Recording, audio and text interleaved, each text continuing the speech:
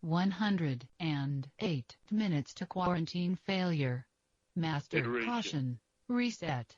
No current alarms. Vault temperature within normal parameters. Vault pressure within normal parameters. Vault humidity within normal parameters. Vault integrity test report secured. 4 0 2 2 7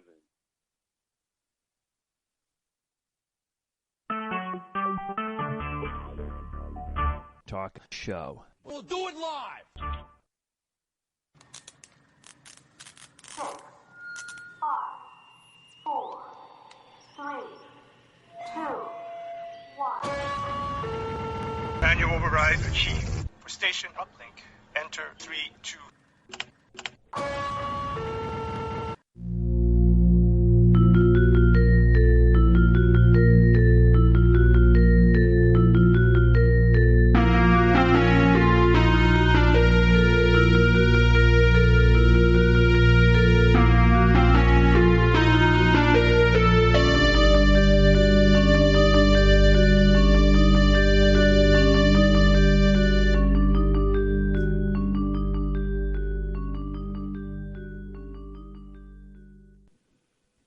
Hello, I'm Sergeant Drano, and you're listening to a communication from Station 7, or The Door. Station 7 is a sociological experiment in progress for members of the Dharma Initiative and fans of Lost and The Walking Dead. So we're going to go ahead and open up our lines for anyone who wants to communicate. Opening communications channel. Waiting. Well, Lost is over. Satellite uplink established. But it turns out Damon and Carlton's prediction was true. What's really fun is to actually have a character back who is dead, but isn't really dead. When someone dies on Lost, they're dead. And that's really it. Like, we're not trying to be sneaky and they're going to come back as a zombie. Year 7, you're going to regret that zombie comment. I am really going to regret that. Year 7 is actually, the subtitle is Lost Zombies. And it's just everybody who we've killed off over the years coming back and trying to eat. It'll be cool. It'll be like Stephen King's. When there's no more room in hell, the dead will walk here.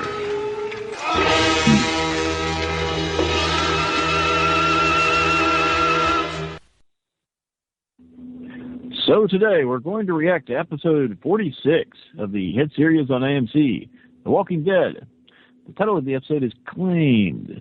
We'll rate the episode, give our initial thoughts, critique things a bit, and follow that up with the Walker of the Week, the Roger Award, and our survival scenario. Next, we'll make some predictions for what we think might happen next. These predictions, as always, will be spoiler-free and will not make any reference to the comic book series that The Walking Dead is based on. Finally, we'll compare and contrast between the TV series and the comics in our 3-minute spoiler section. So without further ado, let's get to it. But first, a word from our sponsors. This week's episode is sponsored by the amazing Chinese shovel. Think it's just a shovel? No! It slices, dices, digs, picks, parries, pliers, screws, hammers.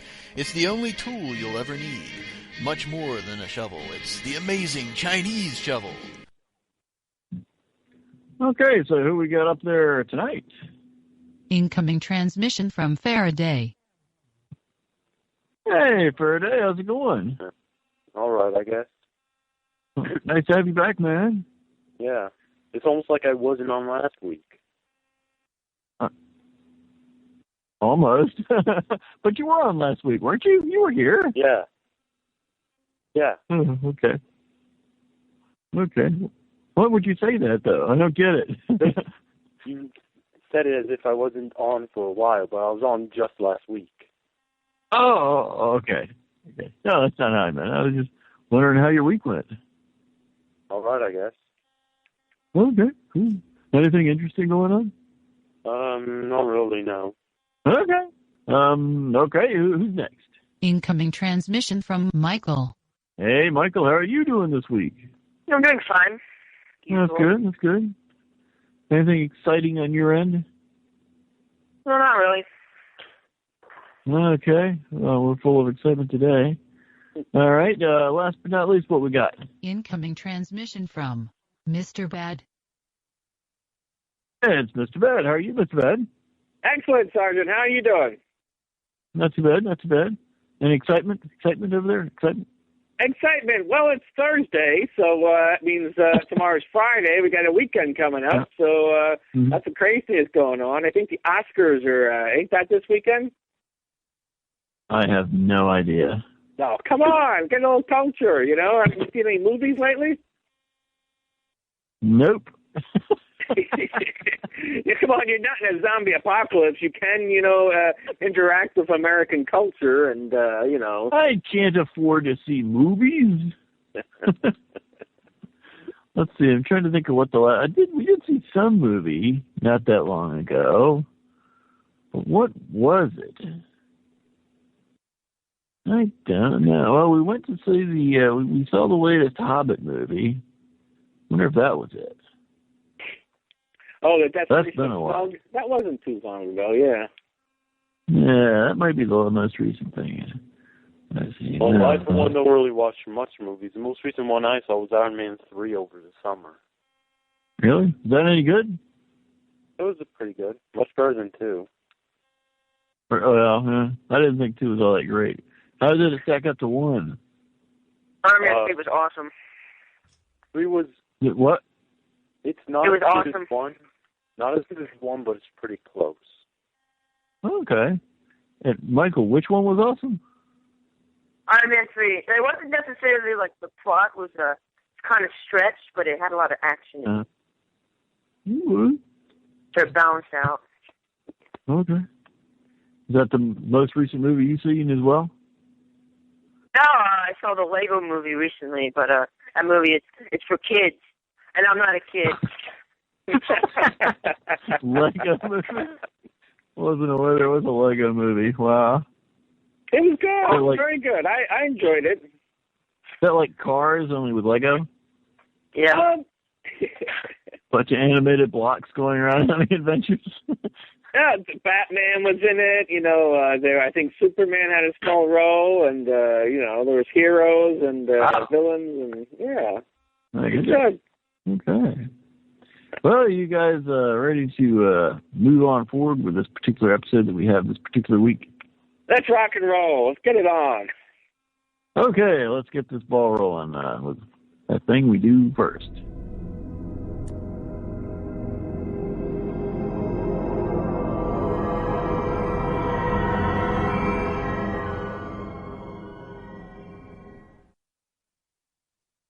Claimed. Hey, did anybody think that the Man in Black was going to show up in this one and like try to recruit people? Well, how do you know he didn't show up? He could change forms, you know. Very well could have been somebody in the show. He's like smoke. Okay, let's see. Well, the big military truck cruises down the road, and Tara and Glenn are in the truck bed. Glenn is unconscious while Tara keeps track of where they're going. They stop the truck at a car pileup, and walkers try to get in the truck, but it's too high for them. Tara prepares to shoot them with a rifle, but the man in the truck gets out and tells her not to fire. The man proceeds to clobber zombie ass with a crowbar and a smile on his face. Tara says she's never seen someone smile while they kill zombies, and the man says he's the luckiest guy in the world. Back at Rick's place, Michonne and Carl gotta have cereal. Michonne wishes for soy milk, but Carl thinks that's disgusting. He says he'd rather drink Judas formula, and then those thoughts make him sad. So he gets up and leaves. Michonne bonds with Rick in the kitchen, and they decide to stay at the house for a while. Michonne volunteers to go with Carl to find more supplies. Rick tries to come too, but Michonne convinces him to stay and rest. Rick sees them off because he tells Carl to follow Michonne's lead and gives Carl his python to take. After they leave, Rick goes upstairs and changes his bandages, looks at Carol's watch, then lies down on the bed, still wearing his duty belt. Michonne and Carl are making their rounds. Carl seems quiet and even refuses to pull on Michonne's crazy cheese. Michonne puts a load of crazy cheese in her mouth and goes, "Ugh!" but is disappointed when she gets no reaction from Carl.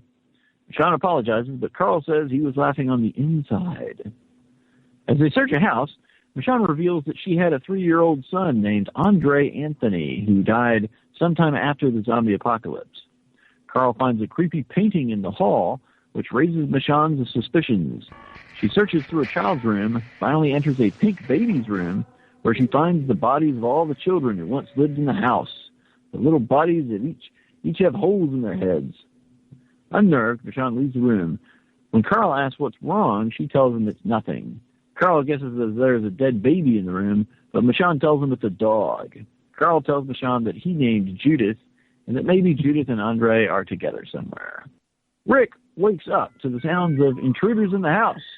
It sounds like a group of men torturing another man. Rick realizes they don't know he's there, and also that he has no weapons. Rick gets up, grabs his belongings, and hides underneath the bed as one of the men comes upstairs. After a tense few minutes, the man lays down on Rick's bed and promptly starts snoring. A second man comes upstairs and wakes up the first man. He tells him he wants to bed. The first man says it's claimed, but the second man ain't hearing it. The two scuffle, and the second man knocks the first on the ground. The first man sees Rick under the bed but can't say anything because the second man is choking him out. Afterwards, the second man victoriously claims the bed and promptly starts snoring. Glenn wakes up in the back of the giant military truck. He's freaked out and asks Tara where they are.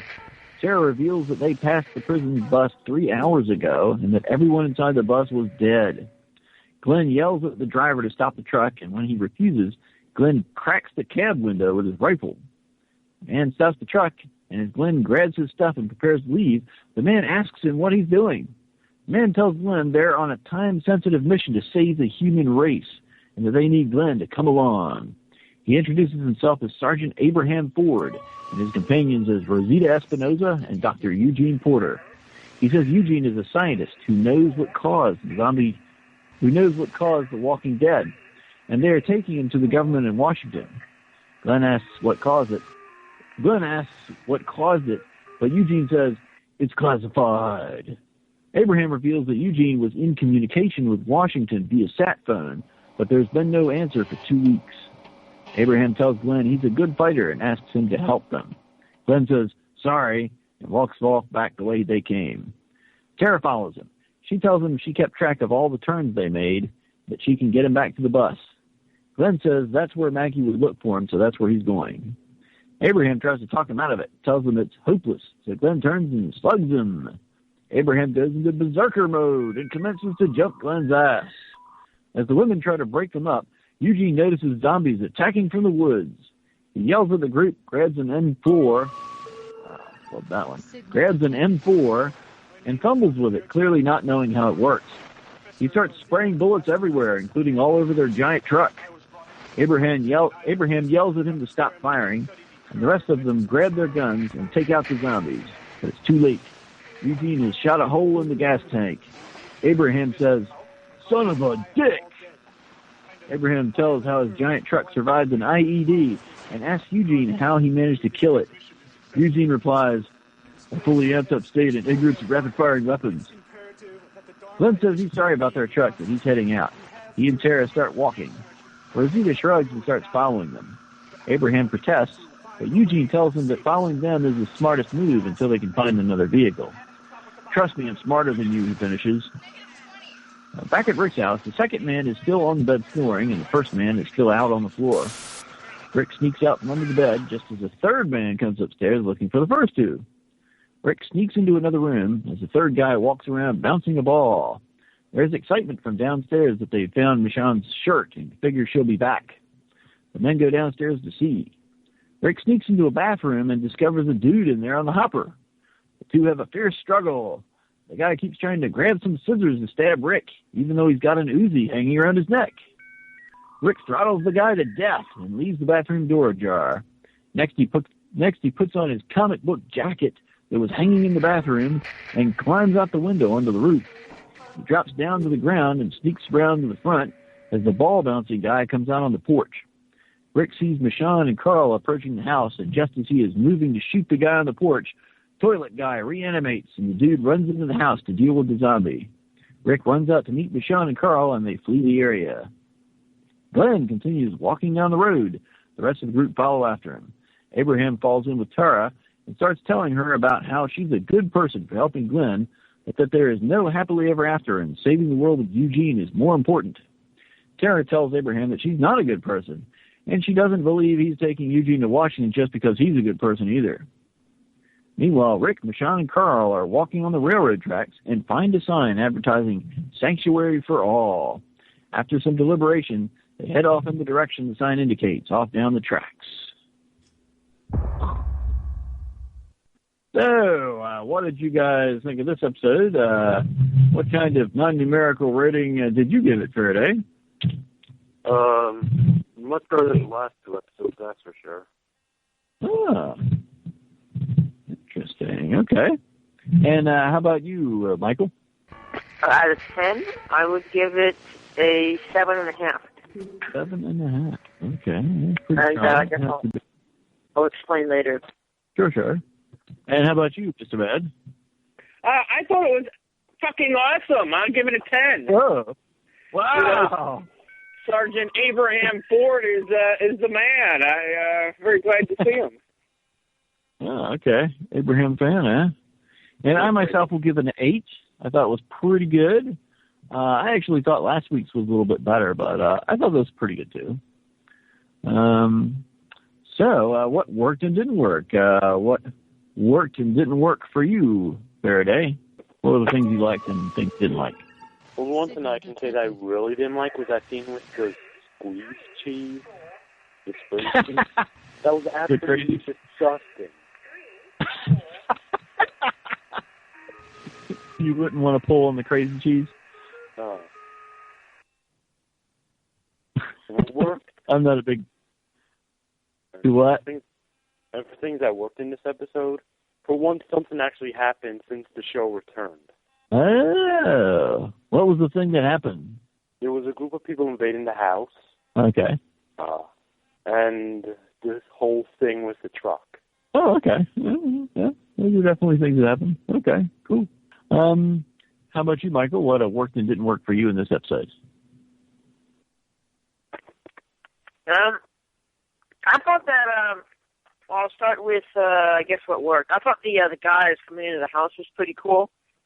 Yeah. And how Rick left that one guy that died, turned into a walker, to create a walker. So I thought that was a pretty good plan. Yeah, that's what worked. Well, what didn't work, one more thing. What worked, I think, was showing something into that room of all the dead people. I just thought that was pretty awesome and scary at the same time. So it didn't work. Again, last week I thought was like the perfect balance between action and character development. But this week, I mean, yeah, we got Abraham Ford, who's pretty awesome, but I thought there was a little too much character development. So, that's why my score is a little low. But other than that, it was pretty good. So the characters weren't quite shallow enough for you? Yeah. Okay, cool deal. And how about you, Steve? What worked and didn't work for you? I thought it was great. I thought Carl and Michonne, the dialogue between them was good. I liked the way Michonne was doing the one question. I really liked the creepy room and the creepy photograph. And the people who had committed suicide, or at least the mother had committed suicide and killed her children. It looked like, and I love the tension in Rick under the bed once the bad guys showed up, and I just really liked seeing Abraham Ford and Rosita and Mullet Man. I forget, Steve. Are you familiar with these guys from the comics, or is this a new experience for you? These guys?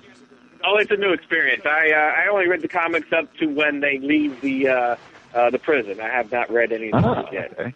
Cool deal. All right. And as for myself, the character work moments are also what worked for me. I pretty much liked all that stuff. Again, more good quality moments with our people. I like the brief glimpses we got of the Raiders. I like the way most of the time you don't really see them, you only hear them, and then when you do see them, you only kind of see them really briefly. Pretty good air of mystery that they maintained there. What didn't work? Not a whole lot. It bugged me a little bit that Rick went to sleep on the bed with his duty belt on, because if you've ever worn one of those, they're really uncomfortable, especially if you're laying down, because they're really stiff and thick. And considering he didn't even have, his gun on it anymore, it doesn't really make sense that he would keep that on when he's going to sleep. I mean, it makes sense story-wise because he needed to keep it on so he could, later sneak out of the house with it on. But as far as, what somebody would do in real life, I can't really imagine wanting to take a nap with my duty belt on, especially if there's no gun that I might have to pull out in a hurry. And I guess the other thing that didn't work quite well enough for me was Eugene's extreme incompetence with the rifle. Those rifles are really not that complicated to use. And if he's been on the road with, a soldier like Sergeant Ford, you'd think that he would be familiar with how that thing works by now and wouldn't be spraying bullets all over their truck. Okay, smartest, dumbest. What's your name for today? I can actually believe that he wouldn't know how to use a gun, because from what I could tell, Sergeant Ford was very adamant against using the guns. He preferred to kill things in L.A. Yeah, I don't know. My impression was just he was trying to conserve ammo and maybe not draw more walkers in with the sound. But, I don't know. I think also his reason is still plausible that a scientist never held a gun, especially not a fully gun. It just seems like a big oversight on the sergeant's part. If the scientist is going to be able to possibly grab a rifle and use it, if he's going to have access to something like that, then you want to make sure that the guy actually knows how. Okay, smartest, dumbest. We'll go reverse order this time. Mr. Bad, who did the smartest thing? What was it? Who did the dumbest thing? What was it? I'll start with the dumbest. The dumbest was, I loved everything, so the dumbest really was only Glenn hitting Sergeant Ford. He really didn't say anything worth hitting him for. He was just trying to convince him, that his wife was probably dead and to help save the fucking world, Kind of cool, man.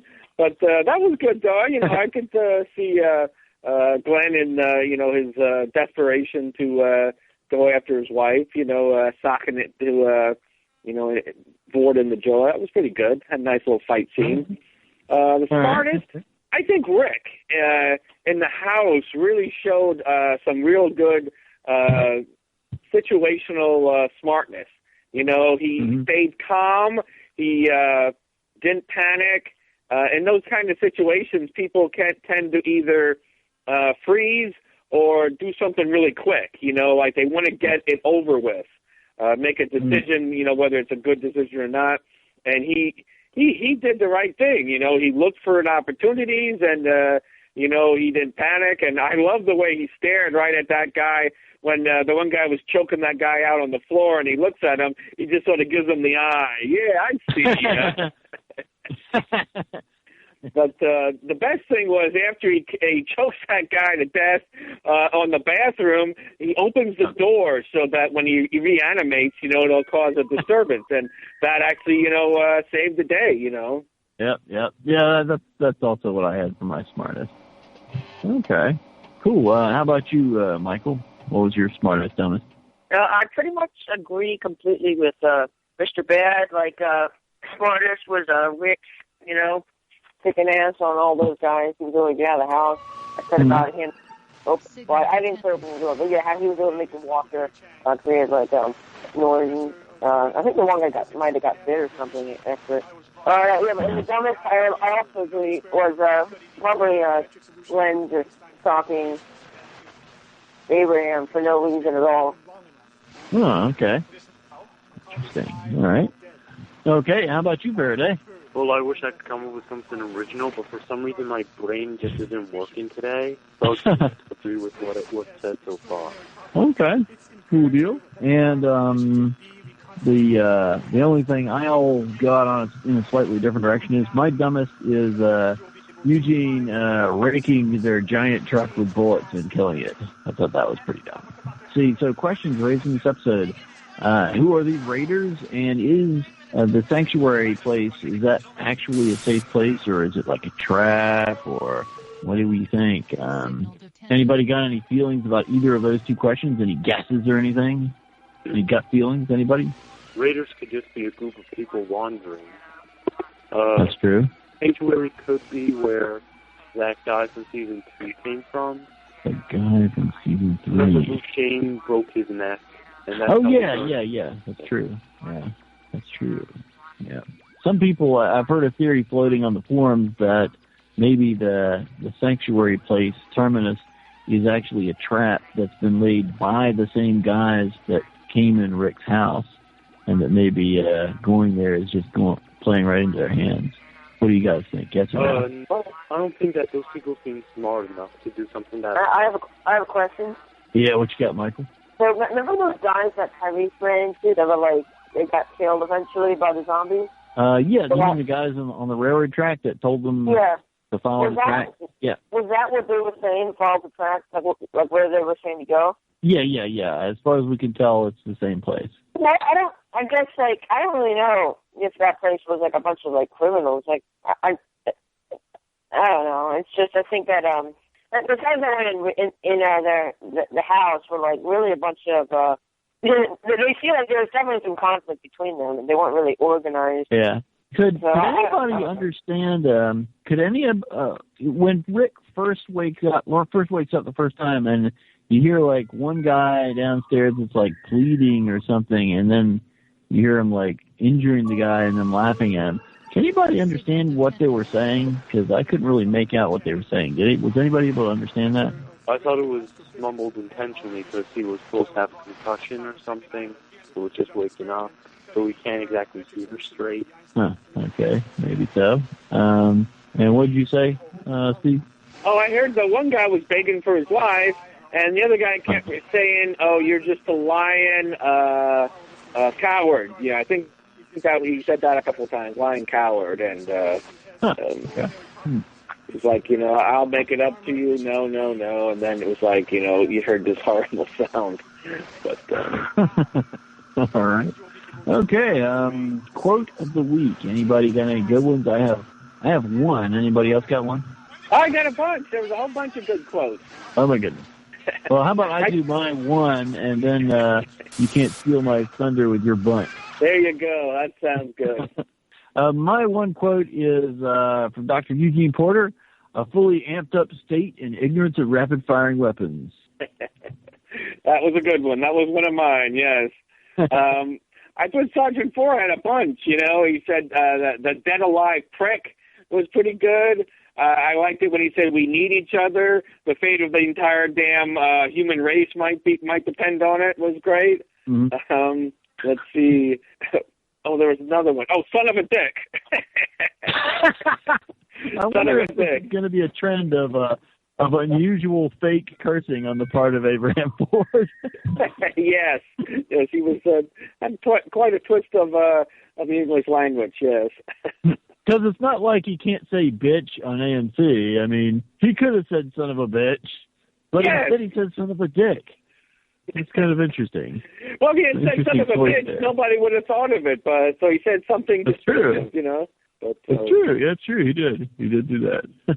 Okay, nice. I'll say one other thing. I liked it when Dr. Mullet says, "Trust me, I'm smarter than you," to Abraham. Were you convinced by that statement, Steve? Do you think he's smarter than Dr. Ford? In the sense that he's manipulating him, yes, I do believe he's smarter. But in the long run, perhaps not. So what are you guys?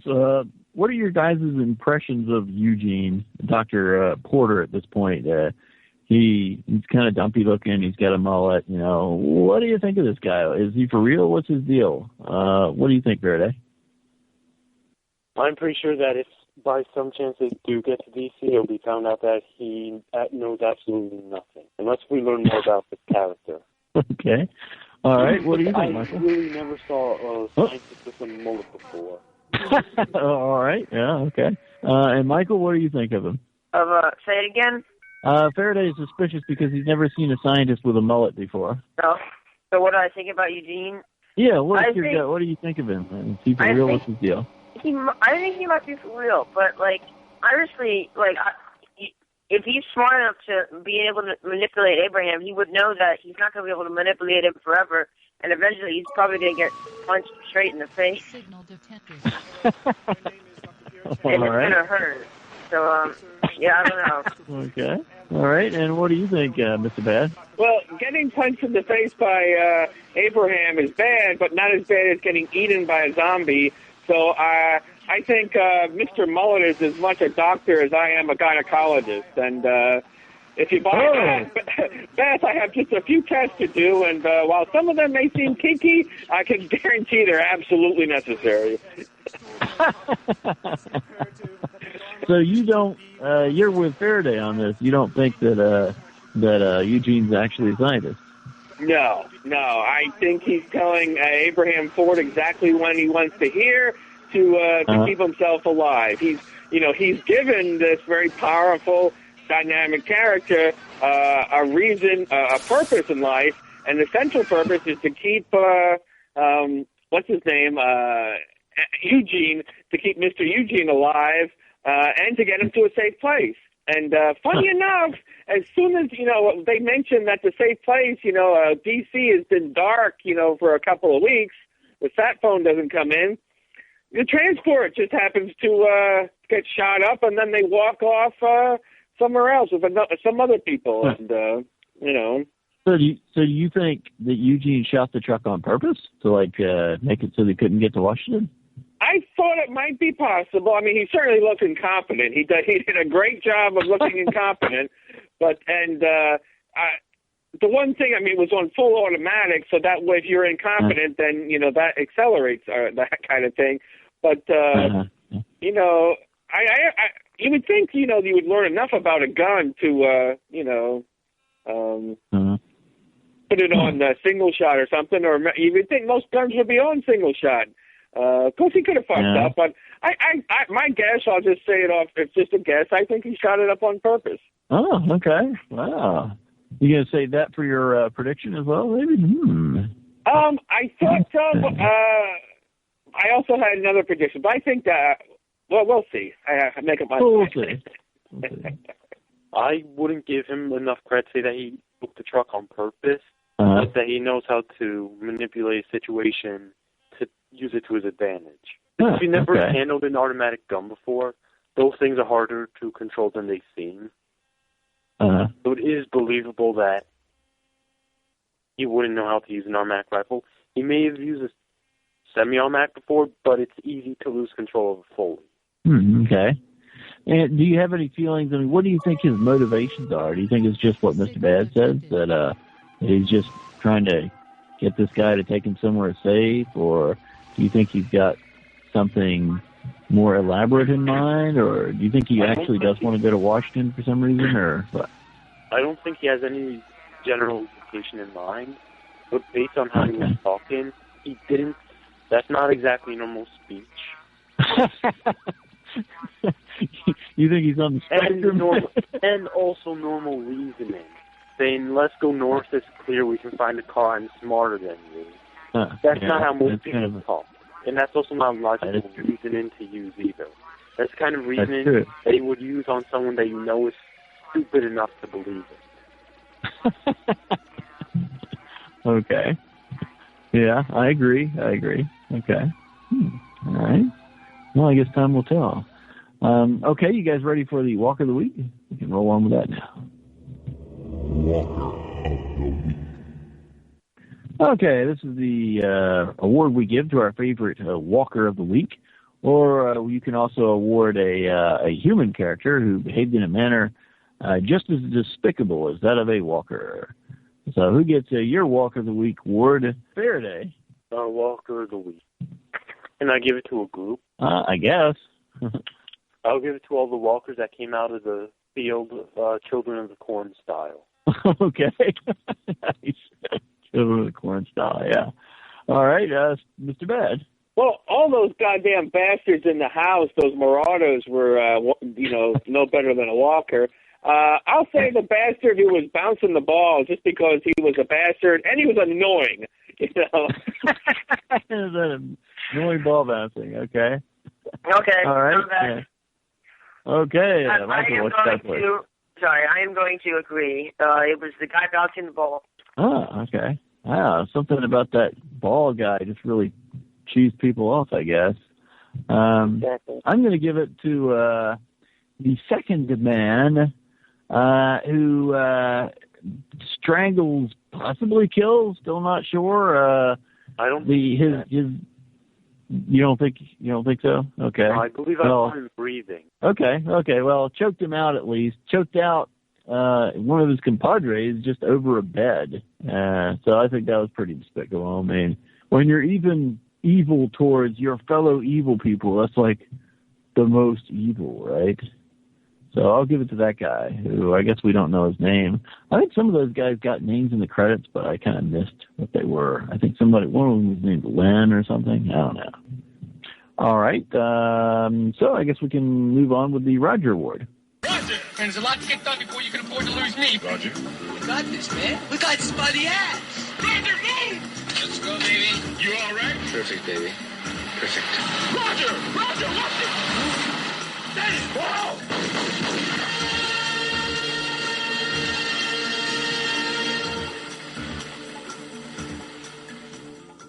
Okay, this is the award we give to the character who we think kicked the most ass in the episode, but is also a character who we think might potentially get killed off at some point in the story, or possibly even did get killed off in this episode. So who gets your Roger Award, Mr. Bad? I'm going to give it to Sergeant Ford. He kicked a lot of ass, and he's definitely a brash new character, and, life's dangerous. So I'm going to say good luck, Sergeant Ford. Okay, and he also gets mine, by the way. How about you, Faraday? Who gets your Roger Award? I guess be different Michonne. Okay. All right. I think the only other character shown in this episode at the moment that is feasible to be killed off in any time soon. Oh, interesting. I'd like to say that Rick be able to die. I'm not saying that I hate his character that much, but he was given too many good opportunities to die. Mm-hmm. And Carl is a kid, and they don't kill kids on TV. So Michonne's the only other person I can think of. Well, no, they killed the one child who was the governor's child or whatever. But she was already. That's true. She was already dead. But Sophia got her head blown off by Rick. Again, already dead. So you think it's more likely that Michonne would die than Tara would die? I feel that they just brought her character on, and they won't kill her off right away. I'm not saying that she won't die. I'm not saying that she won't die. I don't think that she will die first. Okay. You remember sorry to interrupt, but do you remember back? I think it was the third season where Rick and the group they raided the governors. It was the first. I think it was the first season of the. The first episode after the season break or after the mid-season break. Is that the one where where Merle and Daryl were fighting in the ring? Yeah. When they raided it, they shot that one girl. Oh yeah, I think the Walking Dead folks called her Shitty Bow Girl because she was not good at shooting a bow. Right. I remember her. Yeah. I don't know. Yeah, but they said she was 6 or something. Yeah, and you could see her go down. She wasn't all that young though. She was kind of a. Maybe it was 12. I think it was 12. Okay. All right. Was that everybody give their Roger Award? I've lost track. Yes. I think everybody did. Okay. In that case, moving on with zombie behavior. I'll take your questions. There's a man going around taking names. These creatures cannot be considered. They prey on humans. They do not prey on each other. These creatures are nothing but pure, motorized instruments. We must not be lulled by the concept that these are family members of our friends.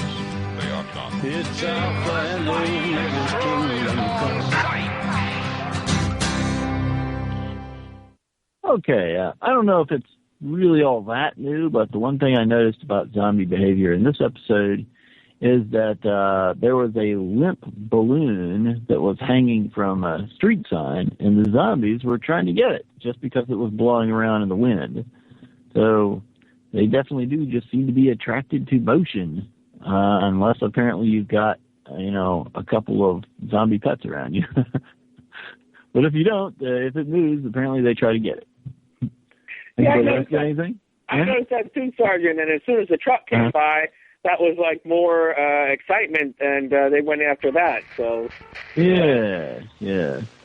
Interesting. Okay. All right. Unless somebody has something else, we'll go into the survival segment. Give me that dog. What do you mean? I mean, give me that dog. What are you going to do with him? You can't open the doors to let him out. The bomb's liable to go off. The dog's got to go. We're going to need every bit of air to breathe ourselves. After a while, we'll be laying on the floor to get fresh air. But he's just a little dog. He doesn't breathe. We can't have him here. No. Dog's got to go. Don't you touch Give him. me that. Wait a minute.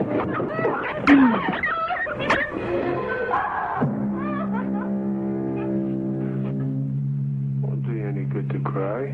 It's all over. A little while you'll be thanking me. Get rid of that dog and help it off. Oh, my God. You'll be glad we don't have that extra pair of lungs when you're laying here gasping for breath. Okay, this week's scenario is you are Abraham, and Eugene has just killed your truck. What do you do? What do you do in that situation, Faraday? I think that it is the only logical thing. They don't even have any tools to repair it. You have to just go out and look for another. Yeah. Okay. So pretty much what Abraham did do then. Yeah. Okay. What do you think, Mr. Beth? That's probably the best step because you can get stuff to repair tanks like that. I mean, even if it was just they have some sealants for steel and such, and some sort of fiberglass might work with a nice epoxy. But you'd have to have some of that stuff, and the tank would have to be a little dry. So, I don't know. I'd be pissed at Mullet Man. I'll tell you that. I wouldn't be giving him any automatic weapons. But I don't know. He didn't have much choice. I mean, he his mission, he wants to go to D.C., and he doesn't have a vehicle, so he pretty much going back the way they came actually made some sense, Mm-hmm. And sticking with people, he was real big on that you really need people. The more people, the better. So might as well stick with people till you find what you need. Okay. And what do you think, Michael? What would you do if you were Abraham? Well, I would first see how many holes were in it, because it looked like more than one. And and if you were going to repair it, you'd want to do it fast before it all came out, but I think it was a little too late. Mm-hmm. So besides trying to fix it, I think I'd take their advice and try to go find another vehicle. But at this point, I would be suspicious of Eugene, who just shot my truck. I think I would be a little more invested in trying to fix that thing if it was at all possible. Maybe we just have to accept that Ford's an expert and he can't be fixed for whatever reason. But I mean, I only saw gas pouring out at one hole, and even if I can just stick a piece of chewing gum in there or something, I mean, that truck's pretty great. I mean, you could sleep in the back or whatever, and it's too high for zombies to climb up into. It seems like a very useful vehicle to have, and it's just a shame that they had to lose it. So I think I'd probably try a little harder to try and fix it, but I mean, barring that, there's not really any other option but to do what he did. All right, predictions. Just before we get that, it all depends on how many bullet holes and where they were, because if he shot a few through the bottom of the tank, you're really screwed. Because before you can do much, the diesel's all going to drain out. If it was just to the sides, you would have the gas at least to that point. And like what you said, you could have put something in there to keep it from splashing a little bit until you could find a better patch. But he fired a lot of goddamn bullets. It looked like he did a real number on the tank. And there were no zombies anywhere near that area. It was pretty ridiculous. Yes. Give me an automatic weapon on full auto, and I think I could do almost as good. I don't know, Steve. I think you would do better. You'll have to come down here and we'll figure that out. Yes, I have to find some automatic weapons, yes. That'll be great. Station 7. And we'll probably even make a YouTube video out of it. Just like all the other idiots who make YouTube videos of all their stupid stuff. What you talking about? I'm talking about YouTube and all the stupid things people do, and they record. Yes. All right. You guys ready to go into predictions? Predict away. All right, let's do that. Prediction. This man and his team created a series of equations which tell us with a high degree of probability where it is going to be at a certain point in time. Event window determined. Extrapolating sound and vision. Okay, this, of course, is the segment where we each give a prediction of something that we preferably would think will happen by the end of this season. And it shouldn't be based on anything you think you know from the comics or anything you think you know from a preview or any other kind of spoilery information. So, do you have a prediction for us, Faraday? Come back to me. I have to think about it. Okay. Michael, how about you? You got one? I think that Abraham's going to find out that Eugene is a hoax. Is a hoax? Hoax, yes. That's probably out of order, like for him. A liar. Just put down liar. How about fake? Is a fake? He's a fake. Okay. Okay. Abraham will find out that Eugene is a fake. He's not a real person. He's actually a robot. All right. Mr. Bad, you got one for us? I think we're going to see the bad guys from the house again. I really think the whole fact that Rick saw that guy face up close that way means he's going to see him again. And, you know, we saw the face of that one guy who was eating something on the porch, so I we'll recognize him even if Rick doesn't. But Rick would definitely recognize that guy who was choked out. So my prediction is before the season's over, they'll run into those guys again. All right. Faraday, you got one yet? Oh, yeah, sure. I guess after last week, I'll keep it simple. I guess Carl and Judith will reunite within the next few episodes. Okay. Oh, few. Which basically means by the end of the season. I don't think there's too many episodes left. And I will predict that Tyrese will find out about what Carol supposedly did involving his ex-girlfriend and all that by the end of season 3. So I think that's going to happen. Do you mean season 4? Oh, yeah, I do mean season 4. For some reason, I keep putting season 3, and it's season 4. Weird. Maybe it's because they're still at the prison. I practically think that it's like the same season or something. Okay, the next thing up is the spoiler quarantine. But are any of you wanting to stick around for the spoiler quarantine, or are you guys avoiding that at this point? Yes, I will. Do what? I will stick around. I won't. Okay. You will not. Okay. Are you guys?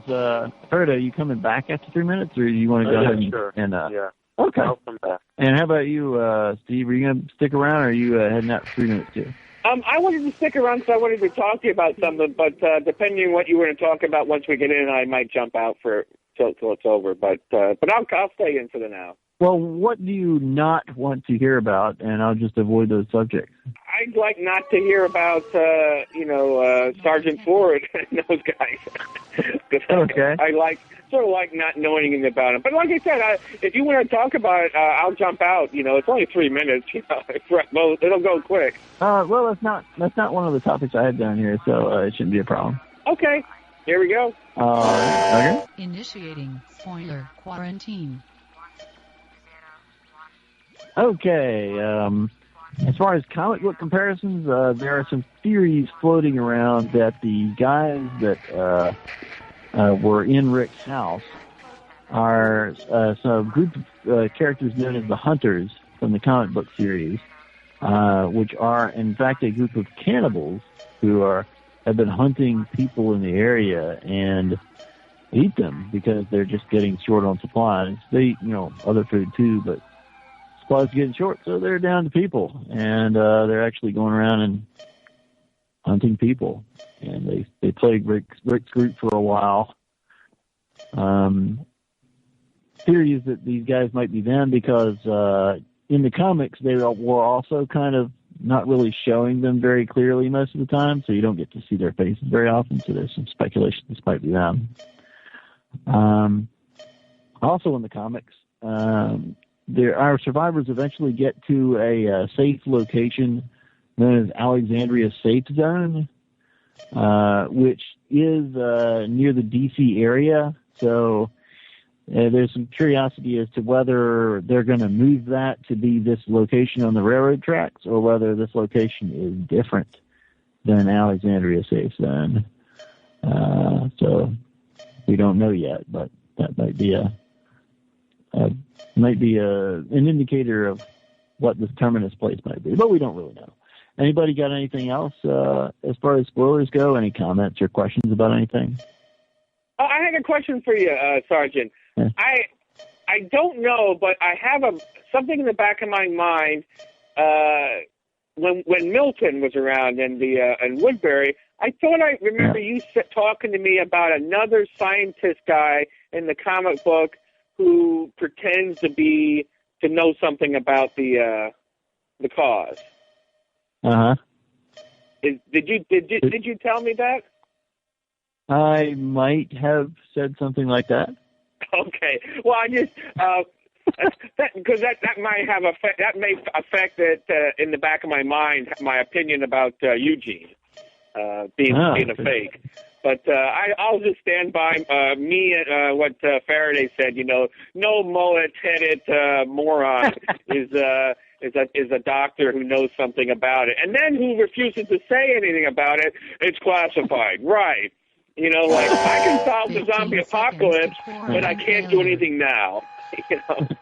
Well, I will say that in the comics, Eugene says that the reason he looks the way he looks is a form of camouflage, so nobody suspects that he's, an important scientist. But, whatever. Okay, I wouldn't want anybody to think I'm important. They might want to keep me alive. I'll try to look like just a common Southern trash that people would, dispense with without a second thought. Well, you don't want to mess with a dude with a mullet now. I mean, mullets are badass. Yes, they're awesome, dude. There's a website, in fact, called mulletsgalore.com. You might want to check that out. It's got some pretty good mullets on it. Mullets galore. Did any of you guys see the Talking Dead? Yes. I did not. What about it? I didn't, Steve. I didn't see the whole thing, but remember the question, which one was scariest? Which one ended up winning? Was it his mullet? Oh, I didn't see that. I know the questions. They said what was the scariest, and one was the mullet. I don't recall if that won or not. It was like the zombies of the corn, or the guys in the house. Eugene's mullet. Hey, Michael. Oh, hey guys. Good. That's Mr. Good. Yes. I mean, well, you've caught us just in time. Shall we run through the various little things? You want to give us your various little things? Sure. All right. How many stars did you give this episode? An 8. Okay. What worked and didn't work? I like that I think what worked, they finally had a nice plot that I enjoyed, something a little bit bigger than hack and slashing, or getting bitten, that they weren't just running around in the woods anymore. I think Faraday liked that too. He said things actually happened this episode. Okay. Yeah, what didn't work? I can't believe the woman with the sword. You can't believe the woman with the sword? Michonne, she pretended to be a zombie and put that cheese whip in her mouth. minutes after he was mentioning his sister's name, I thought that was like it was baby guts or something. So, all right. Smartest, dumbest. Having and I liked Abraham. So the smartest was introducing a new character that was interesting. Okay. He seems to have some baggage. I like that. Yeah. He's a complicated guy. Yeah. I like learning about most. The character development they had was really good, I thought. Yeah. Okay. So, who did the dumbest thing in the episode? Was that the crazy cheese? Well, I mean, come on. The guy shot the truck and put it out of action. The mullet, What do you think of Mr. Mullet guy, Eugene? Is he for real? He's kind of a mysterious guy. What's the deal with him? What do you think his deal is? Did he really shoot the truck as an accident, or was it on purpose? Some of us have expressed the suspicion that perhaps he disabled it on purpose. What do you think? I'm going to go with on purpose. Oh my goodness! Yeah. Any idea what his end game is? What does he want? What's his deal? To better himself, to stay alive, and better himself. All righty. Mm-hmm. Okay. Who gets your Walker of the Week award? Either a Walker or a dastardly character. Oh, the one that got the rent, whatever that was. What was Crowbar? Sergeant Crowbar? Yes, he got the crowbar, but then had to be smashed with the gun. Yes. That was particularly epic. He pinned the jaw, into the truck, into the side of the truck, and then smashed his head calmly. Yeah. Okay, and who gets your Roger Award? The character that kicked the most ass, but still somebody you might get killed off. Well, they seem to be taking like the person that jars the group the most, or that would be the most gut wrenching. So I would say the next person to go off then would be who's the person that was last from the last person of that group that attacked. What's her name? Tara. You mean? I was going to say Tara, but it's not with an A, is it? Tara. Are you talking about the girl who's Tara? Yep, that's her. I think Tara. Yeah. She kicked butt. Oh, okay. Yeah, all right. She did kick some butt, and you think she? Well, she kept. Yeah. I think they're going to set her up for an early grave. If you see her on the Talking Dead anytime soon, I think that's Sweet deal. For equity. And let's say you were Abraham and Eugene just killed your truck. What would you do in that situation to survive? Would you do what Abraham did, or try to fix the truck, or what would you do? Try to convert the carbon in that guy's mullet to methane or something. Good God. The amount of moose that he has in there to keep it that way. But I thought they did the right thing. The way they came was fairly safe and clear and away from danger, also away from Washington. So yeah. Okay. And do you have a prediction for something for this season? What's your prediction? 42 minutes. Carl will have been found out to have been a cannibal and has eaten human flesh. Say that again. Carol will have found out to have been a cannibal and will have eaten human flesh. That's the third time you predicted Carol's going to be a cannibal, Mike. If she's not, your predictions are down the drain for the whole season. Listen, what's funny with Mr. Good's crazy predictions is that sometimes they came true. Like when he said the governor was going to come through with a tank, he ended up being right. Oh, that was a good one. Nobody saw that coming. Mr. Good also predicted the governor was going to be the hero and save everyone. That's how I would have written that. That would have been the proper way to write that. These guys, they cave into like the most, what was it? They got to behead somebody for Christ's sake, and then the people, are somehow motivated by that. I didn't see that coming. So you pretty much changed your opinion from the governor mowing them all down with a tank, which ended up happening, to the governor becoming a hero. No, I lost faith. I eventually lost faith in him becoming a hero. Sometime after they They shot him in the head. Yeah. Yeah. There's no redemption from death. I think it's a conspiracy. He's actually still alive. I don't know. He looks pretty dead there on the ground with that big hole in his head. That should be the quote of the week, whatever. There's no redemption from death. Yeah. Quote of the week. I'm sorry, what was the next question? No, I don't have a quote. That's about it. Oh, okay. Very good. Yeah. I give it an 8. You hit all the major points?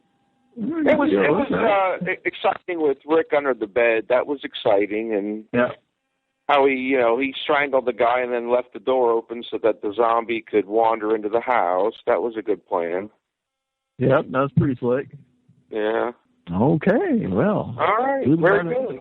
Okay, well, is this the end of the show? Did I catch the end of the show? You have caught the end of the show, yeah.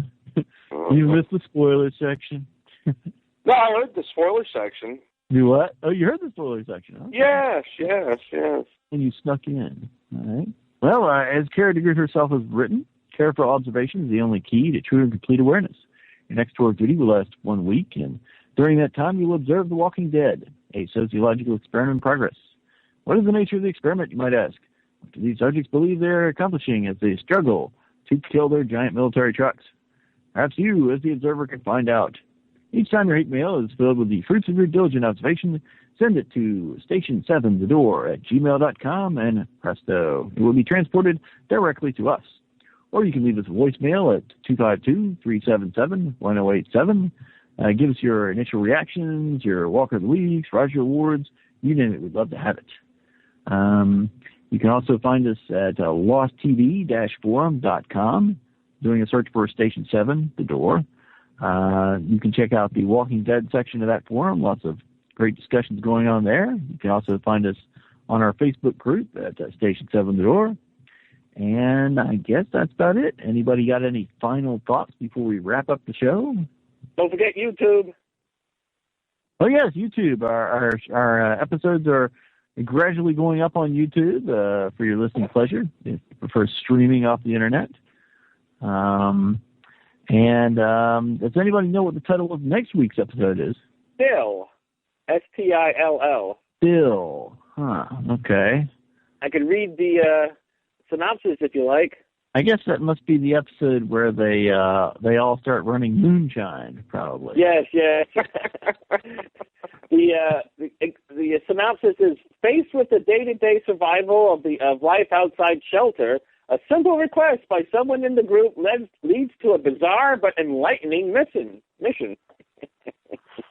Probably a mission to make some moonshine. Yeah, probably, yes. Yeah. Bob will be happy. Get his booze fine. Yeah. Bob's probably the one that makes him still. Okay. All right, guys. Well, thanks for showing up, as always. Glad you could make it at the last minute, Mr. Good. I would have been on 20 minutes sooner, but my phone was lost in the car. I was searching the house, and it was in the car, so... Whoops. Oh, no. Oh, well. Okay, well, I guess on behalf of the DeGroots, Alvar Hanzo, Hans von Agen, and all of us at the Dharma Initiative, thank you. Namaste, and good luck. Mr. Bad Robot! Call recording has been completed. Goodbye. Well, it looks like my internet crashed, so that means the episode's over.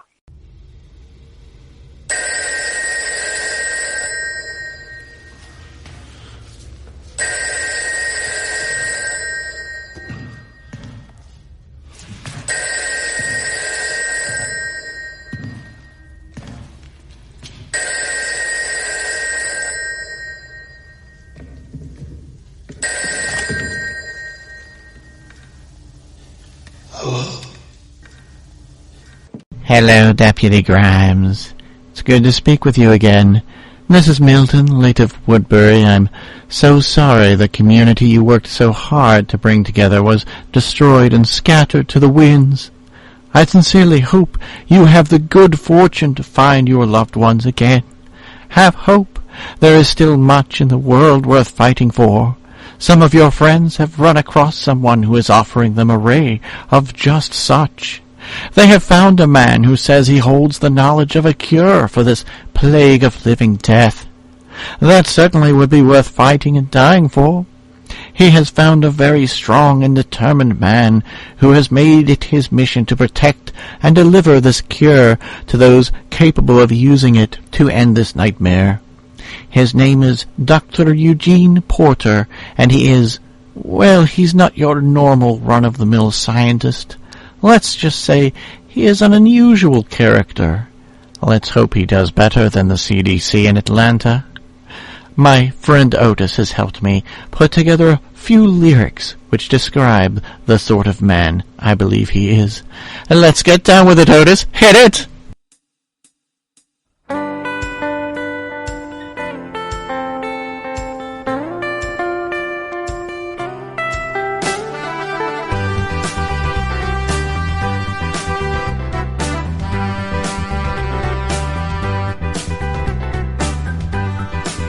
Coming to ya on a dusty road, zombie curing, I got a truckload. Until you get it, you got nothing. So don't worry, 'cause it's classified. I'm a science man. I'm a science man. I'm a science man. I'm a science man. Got my mullet the hard way, and I'll convince Sarge Ford each and every day. So survivors, don't you fret, 'cause you ain't seen nothing yet. I'm a science man. I'm a science man. Play it, Otis. I'm a science man. I'm a science man. Listen, I was brought up on a side street. I learned how to con before I could eat. I was educated from carny stock. When I started grifting, I just can't stop. I'm a science man. I'm a science man. I'm a science man. I'm a science man. Well, keep me safe, and I'll save the world, and give you hope, and be your only savior. Yeah, yeah, yeah, yeah, yeah.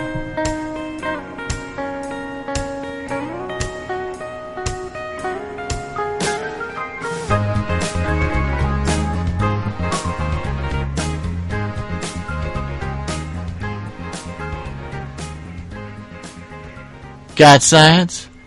Let's hope you do. So long, Rick. See you around.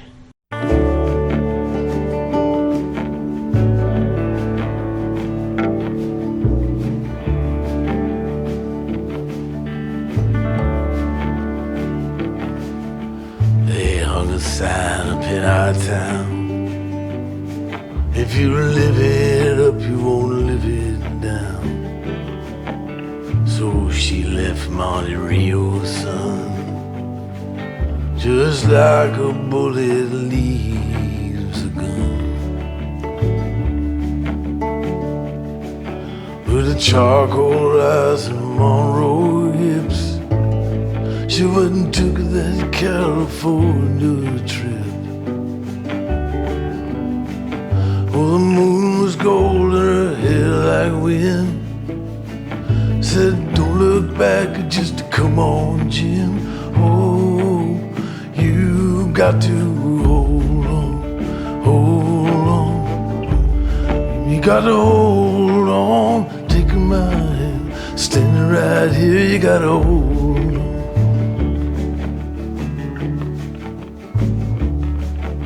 Well, he gave her a dime store watch and a ring made from a spoon. Everyone's looking looking for someone to blame. And you share my bed, you share my name. Well, go ahead, call the cops. You don't meet nice girls in coffee shops. She said, baby, I still love you. Sometimes there's nothing left to do. Oh, but you got to hold on, hold on. Baby, gotta hold on and take my hand. Standing right here, you gotta hold on. Well, God bless your crooked little heart. St. Louis got the best of me. I miss your broken China voice.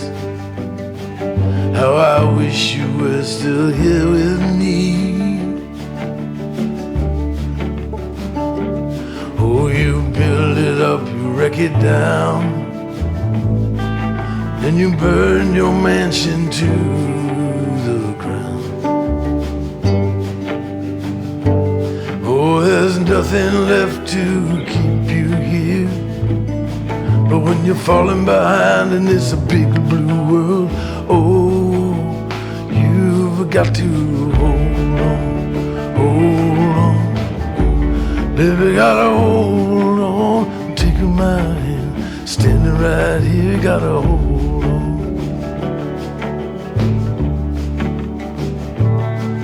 Down by the Riverside Motel, it's 10 below and falling. And by a 99-cent store, she closed her eyes and started swaying. But it's so hard to dance that way when it's cold and there's no music. Oh, your old hometown so far away, but inside your head there's a record that's playing a song called Hold On, Hold On. Baby, gotta hold on to take my hand, standing right there, gotta hold on. You gotta hold on, hold on. Baby, gotta hold on, take my hand, standing right there, gotta hold on. You gotta hold on, hold on. Baby, gotta hold on and take my hand, standing right here, you gotta hold on. You gotta hold on, hold on. Baby, gotta hold on and take my hand, standing right here, you gotta hold on. You gotta hold on. You gotta hold on. You gotta hold on. You gotta hold on. You gotta hold on, baby. You gotta hold on, girl. You gotta hold on. You gotta hold on.